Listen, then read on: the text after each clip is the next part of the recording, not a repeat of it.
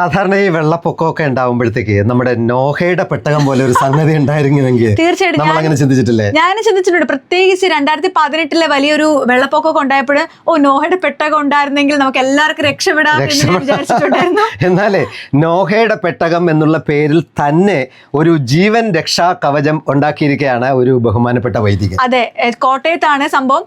Abraham പെരികിലക്കാട്ട് എന്ന് പറയുന്ന അച്ഛനാണ് നമുക്ക് ഈ പല പല വെള്ളത്തിൽ വീണിട്ടുള്ള കുറെ അപകടങ്ങളും അതുപോലെ ഈ കടലിലും ആറ്റിലും ഒക്കെ നമ്മൾ വീണ് മരണം സംഭവിക്കുവാണെങ്കിൽ അത് ഒഴിവാക്കുന്നതിന് വേണ്ടിയിട്ടുള്ള ഒരു പ്രത്യേക ഡിവൈസാണ് അദ്ദേഹം കണ്ടുപിടിച്ചിരിക്കുന്നത്. ഒരു ജീവൻ രക്ഷാ കവചം, ലൈഫ് ജാക്കറ്റ് എന്നൊക്കെ പറയുമ്പോൾ പേരാണ് നോഹാസ് ആർക്ക്. അതെ അതെ, നോഹാസ് ആർക്ക്, നോഹയുടെ പെട്ടകം എന്ന് തന്നെയാണ് അതിന് പറയുന്ന പേര്. ഇത് പറഞ്ഞപ്പോ എനിക്ക് വേറൊരു സ്റ്റോറിയാണ് ഓർമ്മ വരുന്നത്. കർണാടകയിലെ ഒരു കർഷകൻ, ഭീമേഷ് എന്ന് പറയുന്ന ഒരു കർഷകൻ, അദ്ദേഹത്തിന്റെ കൃഷിസ്ഥലം എന്ന് വെച്ചാൽ 25 മീറ്റർ വീതിയുള്ള ഒരു കുത്തി ഒലിച്ചൊഴുകുന്ന ഒരു പുഴയുടെ അക്കരയാണ്.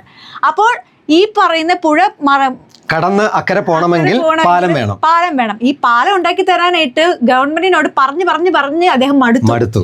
അവസാനം അദ്ദേഹം തന്നെ മുൻകൈ എടുത്തിട്ട് ഒരു സ്വന്തമായിട്ടൊരു പാലം അല്ലെങ്കിൽ ഒരു സംവിധാനം ഉണ്ടാക്കുന്നതിനെ ഒരു എഞ്ചിനീയറിംഗ് കോളേജിലെ പിള്ളേരുമായിട്ട് ചേർന്നിട്ട് ഒരു സംവിധാനം ഉണ്ടാക്കുകയാണ്. അത് ഒരു വലിയ 250 കിലോ ഭാരം വഹിക്കാൻ കഴിവുള്ള ഒരു റോപ്പ് വേ ഉണ്ടാക്കിയിരിക്കുകയാണ്. റോപ്പ് വേ ഇൻട്രസ്റ്റിംഗ് അല്ലേ? അപ്പോൾ ഇതേപോലെ വെള്ളപ്പൊക്കോ അങ്ങനെ എന്തെങ്കിലും ബുദ്ധിമുട്ട് വരികയാണെങ്കിൽ ഈ റോപ്പ് വേയിൽ കയറിയിട്ട് നേരെ സുഖമായിട്ട് അപ്പുറത്തേക്ക് പോയാൽ മതി. നല്ല സിമ്പിൾ ടെക്നോളജിയാണ്. ഇങ്ങനെയുള്ള ടെക്നോളജികളാണ് നമുക്ക് ഇനി ഇത്തരത്തിലുള്ള പ്രകൃതി ദുരന്തങ്ങൾ അതിജീവിക്കുന്നതിന് വേണ്ടിയിട്ട് നമ്മൾ ഡെവലപ്പ് ചെയ്തെടുക്കേണ്ടത്.